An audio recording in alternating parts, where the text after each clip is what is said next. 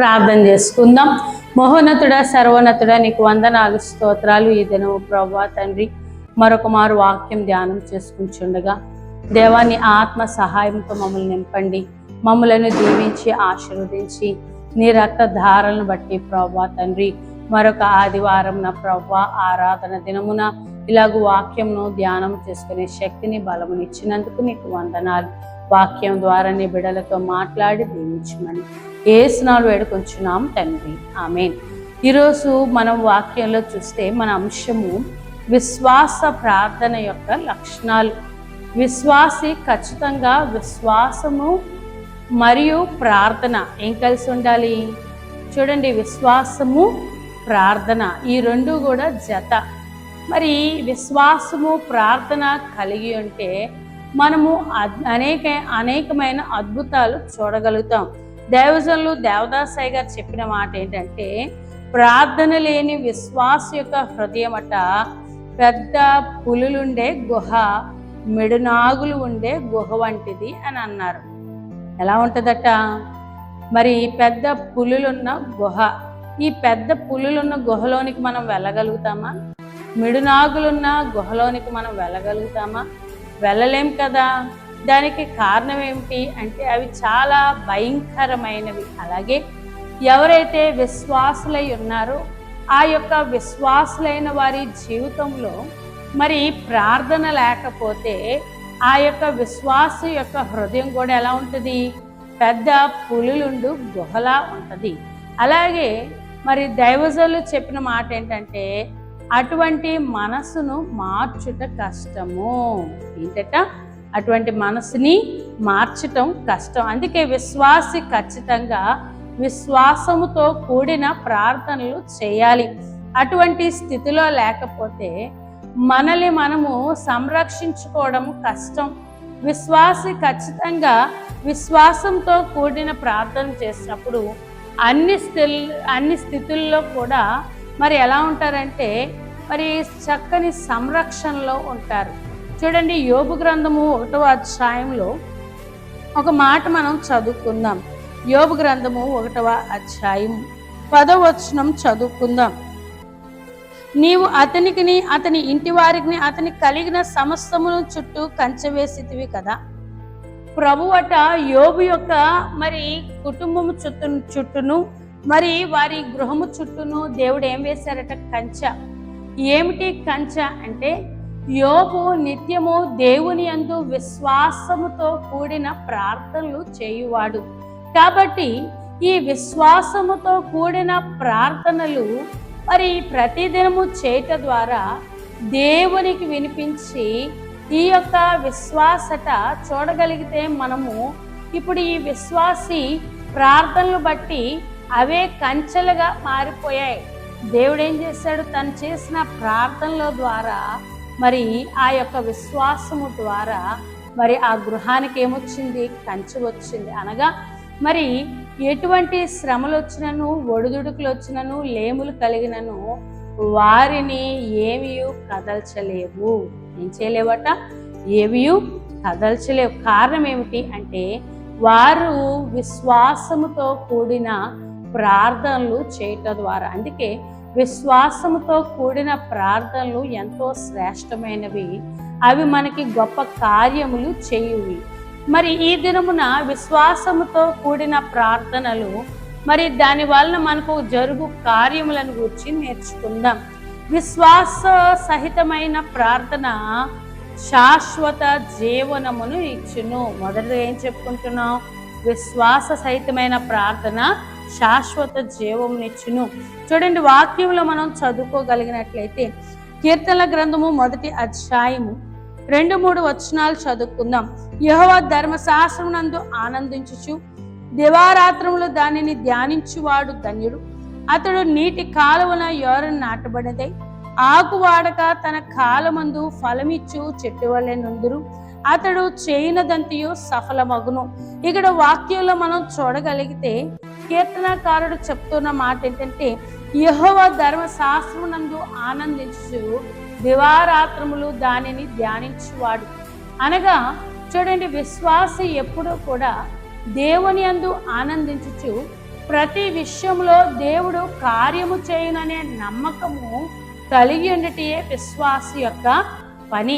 మన హెబ్రీ 11:6 చూస్తాం కదా, నరుడు ఖచ్చితంగా దేవుడు ఉన్నాడనియు ఆయన ఖచ్చితంగా ఫలములిచ్చువాడనియు నమ్మవలెను కదా అన్నాడు. అంటే విశ్వాసి ఖచ్చితంగా దేవుడు కార్యములు చేయవాడు అని దేవుని యందు ఆనందించువాడై ఉండాలి.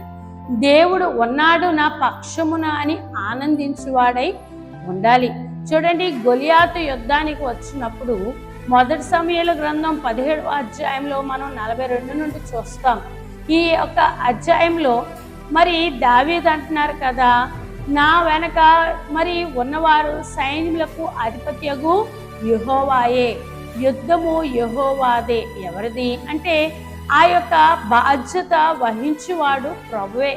ఎందుకంటే దావీదులో విశ్వాస సహితమైన ప్రార్థనలు ఉన్నాయి గనక ప్రతి శ్రమలోనూ కష్టములోనూ ఎటువంటి భయంకరమైన శ్రమలైనను నరుడైనను మరి దావీదును జయించలేకపోవడానికి కారణం ఏమిటి అంటే దావీదు నిత్యము దేవుని యందు ఆనందిస్తూ ఆయన ధర్మశాస్త్రం అనగా ఆయన వాక్యానుసారంగా నడుచుకునేవాడు. ఏం చేసేవారు? ఆయన వాక్యానుసారంగా నడుచుకొనుచు దేవుని యందు విశ్వాసముతో కూడిన ప్రార్థనలు చేసుకున్నాడు కనుకనే అతడు ఎలాగూ ఉన్నాడు అంటే ఆకు వాడక తన కాలముల యందు ఫలమిచ్చు చెట్టు వలె. చూడండి, అతడు నీటి కాలువల యోరన నాటబడి అనగా చూడండి, మనము ఒక నదిని చూస్తే ఈ నదికి అవతల యువతల చెట్లు కనిపిస్తాయి. నది ఒడ్డుల వెంట ఏం కనిపిస్తాయి? చెట్లు కనిపిస్తాయి. ఈ చెట్లు ఏ నరుడు వేయకుండానే ఆ చెట్లు దానంతట అవే పుడుకున్నాయి. అయితే చూడండి, ఇవి నీటి కాలువల యోరన అనగా చూడండి, ఆ ఒడ్డున నాటబడిన ఈ చెట్టుకి ఎవరును సాగు చేయనక్కర్లేదు అనగా దానిని ఎవరు పెంచక్కర్లేదు. కానీ చూడండి, నీరును ఆ యొక్క వేర్లకు అందుతూ ఉంది ఈ నది ద్వారా. అలాగే పైన సూర్యుని కాంతి తగుట ద్వారా దీనిని ఎవరు పెంచక్కర్లేదు. దీని యొక్క మరి రక్షణ కొరకు ఎవరు చూడక్కర్లేదు. కానీ ఈ నీటి కాలువలో యోరబడిన ఈ యొక్క చెట్టు ఆకు ఎలాగైతే నీరు లేక ఎండిపోదో అలాగే చక్కని ఫలములిస్తూ బలమైన పంటను ఇచ్చినో దీనికి కారణము 1 నది, 2 సూర్యుడు. అవునా కాదా? అలాగే నరుని జీవితము కూడా వృద్ధిలోనికి వచ్చినట్లుగా మనము కూడా శాశ్వతమైన జీవనము పొందుకునేటట్లుగా మనము కూడా విశ్వాసముతో కూడిన ప్రార్థనలు చేయాలి. ఎప్పుడైతే విశ్వాసముతో కూడిన ప్రార్థనలు చేస్తామో మనకు శాశ్వత జీవనం అనగా ఎన్ని శ్రమలు చుట్టూ ఉన్నా, ఎన్ని ఆపదలు ఉన్నా, ఎన్ని పరిస్థితులు చుట్టుముట్టినా కూడా ఇవేవి మనల్ని బాధింపలేవు. కారణం ఏమిటి అంటే మనలో ఉన్న విశ్వాసముతో కూడిన ప్రార్థన ప్రభువునకు వినబడినప్పుడు ఆ ప్రార్థన ద్వారా దేవుడు అద్భుత కార్యాలు చేస్తాడు. ఎవరు చేస్తారట కార్యాలు? అద్భుత కార్యాలు ప్రభువే చేయువాడు. రెండవదిగా చూడండి, విశ్వాస సహితమైన ప్రార్థన మనుషుని ఫలింపచేయును. ఏమిస్తుందట? ఫలము. చూడండి, ఒక మాట చదువుకుందాం. కీర్తనల గ్రంథము 2వ అధ్యాయము 8వ వచనము, నన్ను అడుగుము, జనములను నీకు స్వాస్థ్యముగాను భూమి దిగంతముల వరకు సొత్తుగాను ఇచ్చెదను. మరి ఇక్కడ వాక్యంలో మనం చదువుకున్నట్లయితే ఇక్కడ చెప్పబడుతున్న మాట చూడండి, నన్ను అడుగుము, జనములను నీకు స్వాస్థ్యమును భూమి దిగంతముల వరకు సొత్తుగాను ఇచ్చెదను. అంటే ఈ మాటలో మనం చూడగలిగితే చూడండి, దేవుడు మంచి ఫలభరితమైన జీవితం. దేవుడు నన్ను అడగండి, నేను నీకు మంచి ఫలములను అనుగ్రహిస్తాను. ఏమిస్తానంటున్నారైనా? నీవు ఒకవేళ అడిగితే జనములను నీకు సొత్తుగా మారుసు. భూ దిగంతములు అనగా చూడండి, భూమి సమస్తమును ఎవరికి సొత్తుగా? అడుగువారికి సొత్తుగా అనగా దేవుడు ఫలం. అందుకే ఆదికాండం 1వ అధ్యాయము 28, 29 వచనాల్లో చూస్తే మీరు ఫలించి అభివృద్ధి పొంది భూమిని విస్తరించి నింపమని చెప్తూ ఉన్నారు. అనగా నరుని యొక్క దీవెన ఏంటంటే ఫలింపు. ప్రాముఖ్యమైన దీవెన ఏంటి? ఫలింపు. చూడండి, ఇందులో మనం చెప్పుకున్న నది ఒడ్డు ఉన్న వృక్షములకు ఎవరునూ ఏమీ చేయనక్కర్లేదు, పోషించనక్కర్లేదు, కానీ చక్కని ఫలభరితములైన ఫలాలు ఇస్తుందా ఇవ్వదా? ఫలభరితమైన ఫలాలను మరి ఇచ్చినది గనక మరి అటువంటి ఫలభరితమైన ఫలాలు ఎలాగూ వచ్చాయి? ఏ నరుడైనా దాన్ని సాగు చేశాడా? కాదు. కానీ దేవుడు దానికి ఇస్తూ ఉన్న సహజమైన సృష్టిలోని నీరు అందుకుంటుంది. అలాగే మరి చూడండి, ఆయన సృజించిన సూర్యుని యొక్క రశ్మిని అందుకొనుట ద్వారా దానికి పోషణ జరుగుతూ ఉంది గనక నానాటికి వృద్ధి ఏమొచ్చింది? దినదినాభి వృద్ధిని వచ్చింది. అలాగే ఎంతమంది అయితే విశ్వాస సహితమైన ప్రార్థనలు చేయొచ్చు ప్రభు అంటున్నారు కదా, నన్ను అడుగుము అని ఇక్కడ తెలియజేస్తున్నారు. కాబట్టి ఎవరెవరు ఎంతమంది ప్రభువుని అడుగుతారో దేవుడు మంచి ఫలభరితమైన జీవితం. చాలా మంది అంటారు, మేము ఎప్పుడు చూసినా వృద్ధి రాలేదండి, మేము ఎలా ఉన్నామో అలాగే ఉన్నాం. కారణం ఏమిటి అంటే విశ్వాసముతో కూడిన ప్రార్థనలు లేక ఫలములను పొందలేకపోతున్నారు. చాలామంది విసుగులు చింతలు పెట్టుకొని సరైన విశ్వాసము లేక చాలామంది ఫలములను అందుకోలేకపోతూ ఉన్నారు. కాబట్టి ఈ దినము ప్రభు అంటున్నారు, విశ్వాసముతో కూడిన ప్రార్థనలు చేస్తే దేవుడు అంటున్నాడు ఫలభరితమైన జీవితం. హన్నానే మనం ఉదాహరణగా తీసుకుంటాం. మొదటి సమూయేలు గ్రంథం 1వ అధ్యాయం 10-11 వచనాల్లో చూస్తే ఆమె బహు దుఃఖాక్రాంతురాలై దేవుని మందిరంలోకి వచ్చి ప్రార్థన చేస్తుంది, ప్రభువా ఒకవేళ సంతానం ఇస్తే తిరిగి ఆ బిడ్డను నీకే అప్పగిస్తాను. దేవుడు ఆమె ప్రార్థించగా ఆమెకు గర్భఫలం అవసరమని ఆమె అడగగానే ప్రభువు ఆమె ప్రార్థన ఆలకించి గర్భఫలం ఇచ్చాడు. మరి ఇశ్రాయేలీలకు ఏర్పాటు జనాంగానికి ఒక ప్రవక్తని దేవుడు హన్నా ద్వారా పంపించి ఉన్నారు. ఇప్పుడు ఈ యొక్క ఫలమును ఎప్పుడైతే ఆమె మొక్కుబడి చేసినట్లుగా దేవుని పనికై ఇచ్చి ఉన్నదో దేవుడు చక్కని సంతానం ఇస్తూ ఉన్నాడు. కాబట్టి అలాగే మనలో కూడా ఫలభరితమైన జీవితము కావాలి అంటే, మంచి ఫలాలు అందుకోవాలి అంటే మనము కూడా విశ్వాస సహితమైన ప్రార్థనలు ఏం చేయాలి? విశ్వాస సహితమైన ప్రార్థనలు చేయాలి. మూడవదిగా చూడండి, వాక్యం చదువుకుందాం. విశ్వాస సహితమైన ప్రార్థన దేవుని నిజమైన స్నేహితునిగా మార్చును. ఎలా మారుస్తుందట?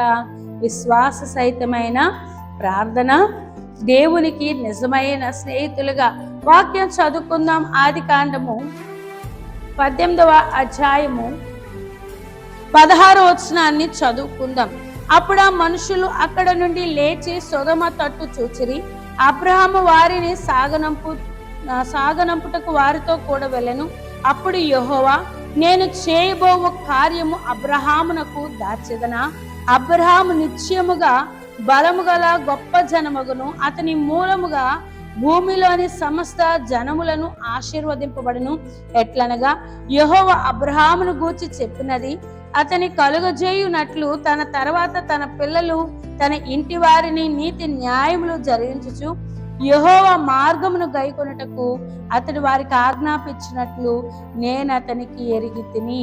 కాబట్టి ఇక్కడ వాక్యంలో చూడండి, సొదొమ గొమొర్రాను నాశనము చేయాలనుకున్న ప్రవ్వట చూడండి, అబ్రహాము ద్వారా ఆతిథ్యం పొందుకొని తిరిగి వెళ్ళిపోతున్న సమయంలో మరి ప్రభు అంటున్నారు, నేను చేయబోవు కార్యమును అబ్రహాముకు దాచెదనా. చూడండి, దేవుడు చేసే కార్యాలు నరునికి చెప్పాలా? నరుడేపాటివాడు దేవుని కార్యాలు తెలుసుకుంటకు నరుడేపాటివాడు. కానీ ఇక్కడ మనం చూడగలిగితే చూడండి, అబ్రహాము దేవుని యందు విశ్వాసం ఉంచెను. ఎవరి యందు? మనం ఆదికాండం 15వ అధ్యాయము 6వ వచనంలో చదవగలిగితే అతడు దేవుని నమ్మెను, అది అతనికి నీతిగా ఎంచబడెను. అనగా అబ్రహాము విశ్వాసపరుడు.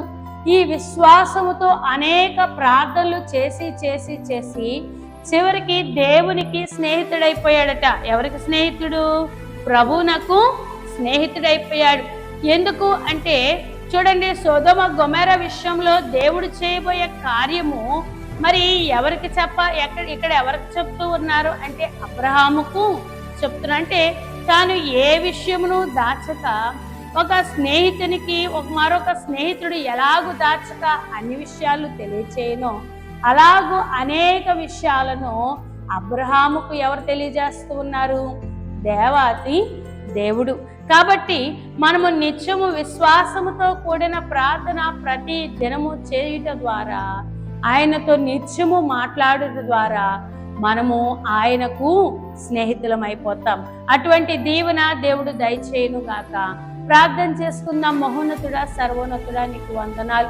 ఈ బిడ్డలైన వారిని దీవించి విశ్వాస సహితమైన ప్రార్థన ప్రభువా తండ్రి ఎన్నో అద్భుతాలు జరిగించినది కనుక ఇదిగో నీవు జీవనమును కలుగజేయువాడు, శాశ్వత జీవము ఫలములను అనుగ్రహించువాడు.